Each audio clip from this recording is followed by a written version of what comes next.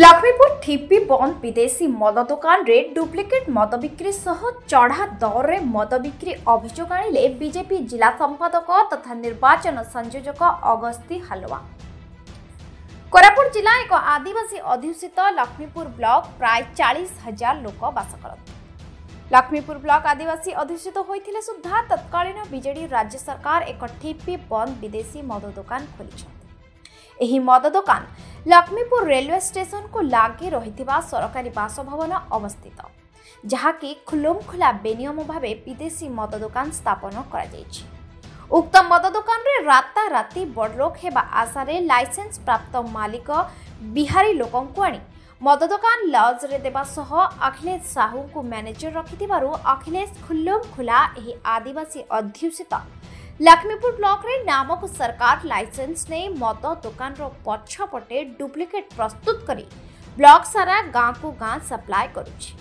उक्त मद पी लोके अल्प दिन रे जीवन हारि देउछन्ति। पुणी एही ठिपी बंद विदेशी मद दुकान रे प्रिंट मूल्य ठारू 20-30 टंका अधिक ग्राहक मानक ठारू लुटुथिबा अभियोग आनिछन्ति खोद कोरापुट जिला बीजेपी संपादक तथा निर्वाचन मंडली संयोजक अगस्ती हलवा एवं घनश्याम हलवा। एही समय रे शुक्रवार दिन किछि लोकंकु प्रिंट मूल्य ठारू 20-30 टंका अधिक नैथिबारु उक्त ग्राहक माने युक्ति तर्क करिथिबारु मद दुकानी पुलिस डाकिथिबारु लोके लक्ष्मीपुर किछि भद्र लोकंकु डाकी अभियोग करी दुकानी विरुद्ध रे कड़ा कार्यानुष्ठान नेबा पई दाबी करी मैनेजर अखिलेश साहू को तुरंत गिरफ्त करबाकू दाबी करछन्ति।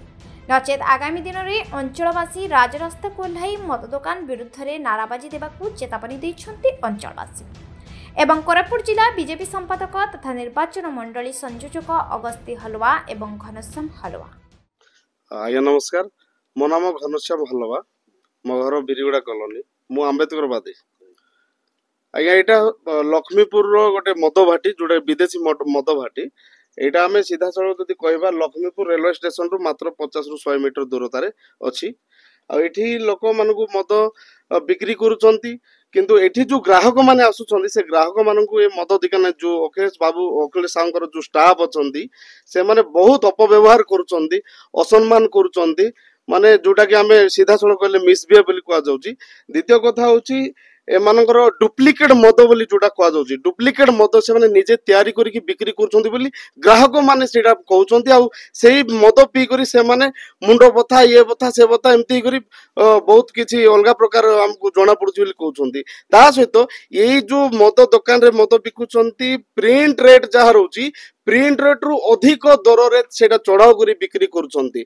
आ जदि ताकू के विरोध करिवे एटा आमे हमर इच्छा हमर दुकान तुमे नेले नियो नले नै एई भले व्यवहार करूचंती। एहा छडा हमर जो ग्राहक माने आसुचंती से मानकू जदि आवश्यक स्थले बिल मगा जाए बिल मध्य देवा पई से माने जबरदस्त मना करूचंती।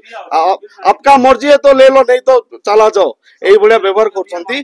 तेनु एई भले मद दुकानी को यथाशीघ्र बंद करने सहित ए मानकू हाजत को भर्ती करने दरकार एटा मोर आवेदन। आमर ये गोटे आदिवासी अध्युषित अंचल, ये अंचल रे सरकार मद दुकान देवा कथा नहीं, किंतु दुर्भाग्यवशतः मद दुकान जदि देइछंती भी सेठी जो ग्राहक अछंती सेमानकू ए मद दुकानी माने अपव्यवहार करूछंती एवं असम्मान करूछंती एवं ए मदरे अपमिश्रित मद बिकी करी एटी जो आदिवासी मान को विश्व देला भला देउछंती से माने अकालीन मृत्युवरण करछंती। ए मदरे ए माने सब बेले डुप्लिकेट करी करी गाँ गाँ रे स्कूल कॉलेज एवं मंदिर मस्जिद सबु अंचल रे माने मद सप्लाई करछंती। तो एटी जते बेले एटी मद दुकान एटी नैथिले तत्कालीन हमर एटी मैनेजर अखिलेश बाबू अछंती, अखिलेश साहू से गत दिन रे एई मद अपमिश्रित करी बिकुथिले बोली रायगड़ा रे तांको पुलिस धरिथिला एवं जेल मध्ये से जाइछंती। से निश्चित रूप रे सचेतन हेबा कथा, किंतु लोक को व्यवहार ठीक करू नांती, चढ़ाऊ रेट रे बिकुछंती एवं से कहउछंती हमर एटा फ्री चार्ज अलगा मद चार्ज अलगा बोली करी एई भलिया व्यवहार करी करी से माने लोकन थारु लुटुछंती। सेति पई मु आपण मान को मीडिया माध्यम रे निवेदन करूची, अनुरोध करूची ए जगह रे तुरंत मद दुकान बंद करा जाऊ एवं एई भलिया लोक मान को तुरंत गिरफ्त करी जेल पठा जाओ हाजत को पठा जाओ एटा होची आम मानकर आम सरकारंकर आम मानकर निवेदन आपण मानक माध्यम रे bureau report the breaking news 24।